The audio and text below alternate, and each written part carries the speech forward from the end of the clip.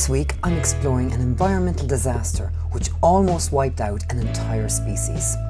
This legend takes me to Newtownforbes in Longford and ground zero to a slow and silent invasion which could be considered an act of unintentional genocide of the red squirrel.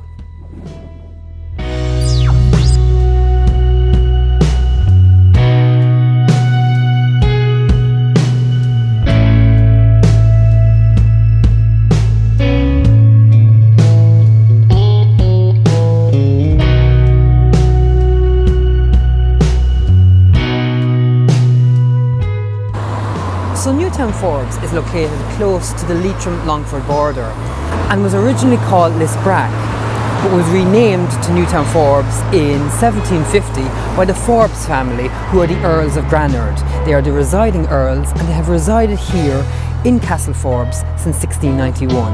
And it is here that our story begins.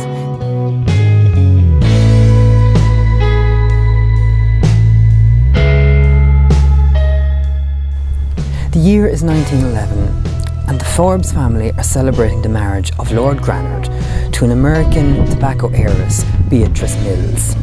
As a wedding gift, the couple received 2 North American grey squirrels as a gift, and of course they released these squirrels into the surrounding woodlands of the Forbes estate, and it was this act that has caused unexpected devastation to both the red squirrel and Irish woodlands as a whole for the next century.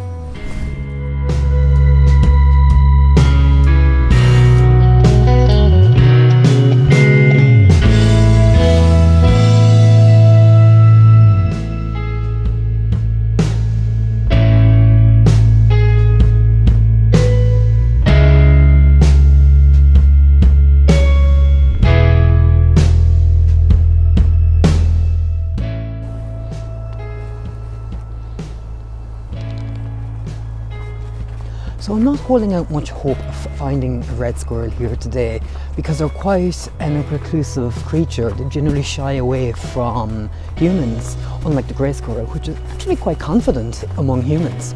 But getting back to the red squirrel, its origins in Ireland is quite disputed. Some argue that it has been around virtually forever, even before the Ice Age, survived the Ice Age and just exploded in population after that. But others argue that it came in after the Ice Age, possibly while Ireland was still land connected with a land bridge to the United Kingdom, or what now is the United Kingdom. So either way, we do know that in the 18th century there was quite a healthy population of red squirrels, but because of deforestation a lot of the red squirrels plummeted, because again, to re-emphasize, the red squirrel is reliant on the woodlands for survival. It's its only habitat and it's quite a sensitive creature to human interference or environmental interference full stop, which is possibly another argument for it not having survived the Ice Age.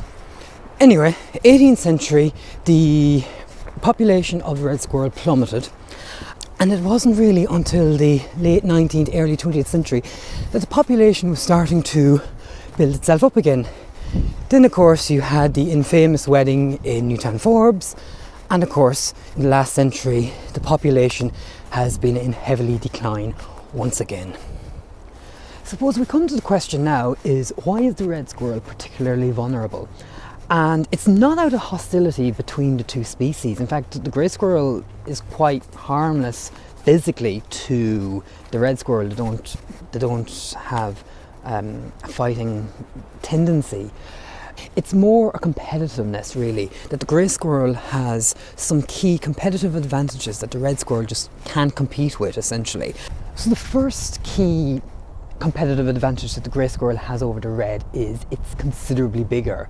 The red squirrel is about half the size of a grey squirrel, so already they have a competitive advantage in terms of fighting for their territory.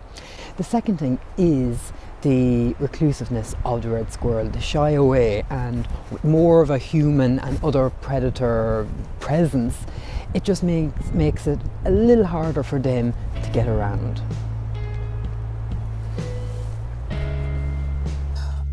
But the more serious competitiveness is for food. The red squirrel feeds primarily on nuts, seeds and berries, Whereas the grey squirrel has a much broader variety of a diet and yet still competes for these basic essentials for the red squirrel.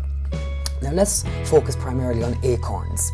Those seeds have to be fully ripe in order for the red squirrel to be able to digest, unlike the grey squirrel, who can eat these unripe and still digest them. So therefore, acorns in particular is of low quantity by the time they're ready for the red squirrel to properly digest. And this adds to an extra stress level for the red squirrel, and it is known that during times of stress, their reproduction plummets. And finally, the red squirrel carries significant diseases that, although they're immune to, are fatal to the red squirrel, and when they contract it, again, the population drops even further. So the grey squirrel has another behaviour which is problematic for the red squirrel, and that's the grey squirrel destroys trees.